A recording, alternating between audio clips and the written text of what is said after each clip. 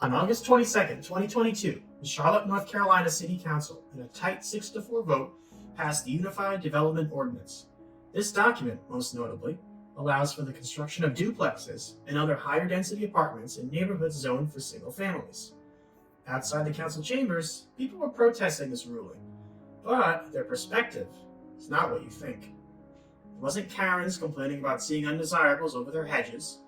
It was descendants of immigrants and working class people believing that changing zoning laws would pave the way for expensive apartment buildings that would price them out. I see the struggle daily as small homes are being paved for Starbucks and skyscrapers. This situation is a political leftist dilemma. On one hand, leftists would support the Unified Development Ordinance because of how it opens the floodgates to denser development. This could alleviate housing supply concerns, increase walkability opportunities, and provide greater access to the benefits of living in Charlotte, for which there are many.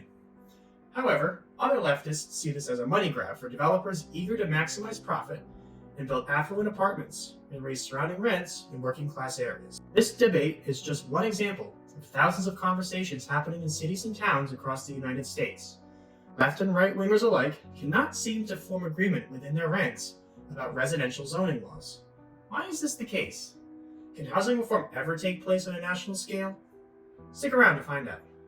My name is Angela, and this is Architecture with Angela. Before we get into the weeds of political infighting, let's talk about how zoning in its current form came to be. How did we get to where we are today? Well, zoning was a gradual process. Right after the United States defeated the British in the Revolutionary War, the seeds of zoning were already taking shape. In Boston, city officials regulated the storage of gunpowder, as it kept setting buildings on fire in the predominantly wood-framed city. It banished the storage of gunpowder to the outskirts of the city. In the 19th century, tenant regulations in New York City provided basic standards of safety to the overcrowded, hazardous, and fire-prone buildings. Building standards and codes started to take shape. Before the late 19th century, disputes over adjacent property tended to be resolved in court, but governments began regulating building size and occupancy more and more. Elevators and steel allowing for the construction of skyscrapers. Cities regulated building shape as well, trying to give streets some sunlight. The pivotal case that codified zoning was the Village of Euclid versus Amber Realty Company. It ruled that local governments had the right and the duty to regulate land use to promote the health and well-being of its residents. Euclid, Ohio is a suburb of east of Cleveland. Locals and officials wanted to prevent industrial expansion and densification from harming the character of their town. After World War II, large tracts of undeveloped land were zoned exclusively for single families, meaning the only building allowed was a house with a yard. The so-called American dream was pitched to returning GIs from the war. You can get a house, a car, a steady job, and a yard for your family. This idea became a fundamental component to the American psyche. Americans prize themselves as individualists, and what better way to live that way than in your own house, not in a private apartment surrounded by other people. Of course, unfortunately, African American families were largely excluded from this, as they were denied mortgages by banks. Well, fast forward 70 years, and we see that cities and towns, no matter how small, have extremely comprehensive zoning laws that seek to maintain the status quo at all costs.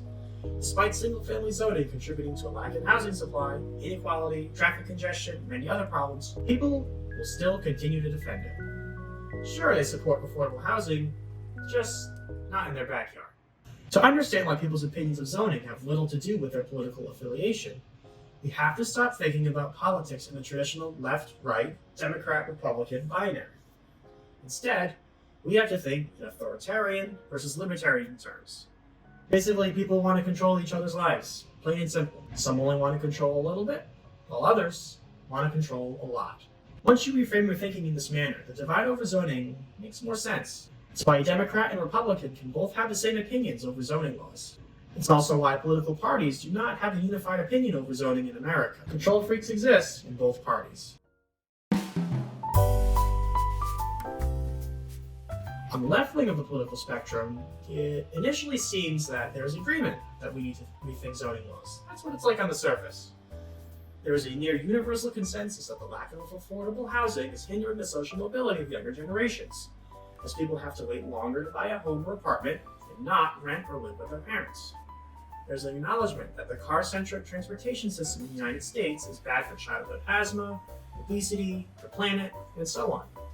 The sentiment is even expressed in the Democratic Party platform, which says that Democrats will aim to provide all Americans and municipalities with 100,000 or more residents with quality public transportation options by making flexible federal investments to upgrade and expand light rail, bus lines, existing transit systems, and pedestrian and bicycle infrastructure. The Biden administration has also tried to encourage local leaders and activists to reform zoning laws, committing hundreds of millions of dollars to support efforts to abolish single-family zoning and allow for higher density housing, like duplexes or triplexes in the suburbs, as a means to combat the housing crisis. Additionally, the state of California just voted to abolish single-family zoning, a controversial strategy for a state with famously expensive housing. So, you think that the left would be galvanized by this legislation, spearheading a mass movement to densify neighborhoods and reduce housing costs across the country, right? Well, you're wrong, and they can only blame themselves. To dig deeper into why, we have to look at how the history of left-wing thought intersects with housing policy. We have to look at the progressive movement in the early 1900s. This movement sought to clean up the predatory influence of the free market on the well-being of society, breaking up monopolies, getting the masses more involved in the political process, directing taxpayer dollars towards previously privatized utilities like water, gas, and electric. At its core, progressivism wanted to use reason and science to control society in a positive direction. With a greater role of government in society, so it trickled down to zoning, as the burgeoning administrations of local governments became staffed with people responsible for instituting zoning laws. These planners, lawyers, and architects engineered their communities using their faculties of reason to do so. When NIMBYs oppose zoning reform, they think they're doing it to preserve the character of the community, believing that the rights of a developer to build on a private piece of land do not supersede the status quo. They believe that their neighborhoods as a whole are safer and nicer to be in when people are more spread out. Let's talk about the groups of people whose voices are actually heard in debate over zoning. Economically successful left-leaning individuals have a significant say in modern zoning laws. Since zoning laws are set at the local level, these people can use their free time and influence in the community to block and resist densification efforts. They believe that duplexes and triplexes equal crime and want to preserve their property values. For example, Weston, a town in Connecticut, has an average home value of almost $1.1 million, according to Zillow. It is a wealthy town about 45 miles from New York City. There was a proposal to increase the amount of square footage someone could rent out. What do you think it's from? Maybe 500 to 5,000 square feet or something? Something that could demand some sort of government action? No, it was from 800 to 900 square feet. And then guess what? The government unanimously rejected the proposal. Now, what do you think the political affiliation of this wealthy Connecticut town is? Well, Democrats outnumber Republicans by more than 2 to 1. Here's another higher profile story. Stephen Curry of the Golden State Warriors, who campaigned with Joe Biden, is part of a group of wealthy residents opposing the construction of a, brace yourselves, 16-unit apartment building located near his mansion in Atherton, California. He's concerned about privacy issues and, you guessed it, the safety of his community. Do you see the pattern here? It's a desire to control what other people can develop in your community for the abstract and subjective sake of preserving its character. This logic demonstrates the conflict occurring on the left over zoning, conflicting values of liberty and control. And we see this on the right as well. At first glance, it would appear that right-wingers have the opposite point of view from left-wingers over zoning. Staunch individualists and traditionalists, they would support large homes with green lawns and big cars. This is partly true. There are plenty of right-wingers that like driving their gas-guzzling SUVs to Costco and cannot picture living any differently. They drive large trucks even though they're not transporting 2x4s and bags of Quikrete to a job site. Part of that speaks to the larger culture war going on in the United States, where both sides cannot acknowledge good ideas of the opposing perspective, and instead believe that the opposition is hell-bent on the nation's destruction. Like the Democratic Party, the Republican Party has its own perspective on housing and zoning laws. According to the 2016 platform, they didn't have a 2020 platform, they believe that the first level of organization in society is the family unit. The American dream is a house in the suburbs. They frame zoning as a clash between a predatory, idealistic federal government, socially engineering, natural, organic, family-oriented suburbs. They believe that the Federal initiatives to encourage density are a deliberate effort to undermine the success of hard-working Americans. Recently, the Biden administration's efforts to encourage more density have been met with widespread criticism from Republicans, who claim that suburbs will become crime-infested hellscapes. Local GOP chapters have used this fear-mongering tactic as a way to get people to support their candidates. For example, the Huntington, New York GOP claimed that streets would be overcrowded, schools would be overwhelmed, and property taxpayers would be overburdened. It's the spooky, scary Democrats at it again with their crime. However, the right wing is not a monolith. It's a Big Ten. Like I've discussed before, opinions on zoning are a spectrum of more control versus less control. There are some right-leaning thinkers who recognize the negative impact of zoning laws in society. They believe that the government has no business mandating that only single-family houses can occupy a parcel of land. They believe that private individuals should be able to use their property as they see fit, within reason. A chemical plant may not be reasonable, but a triplex is. Charles Marone, the founder of Strong Towns, is in this category.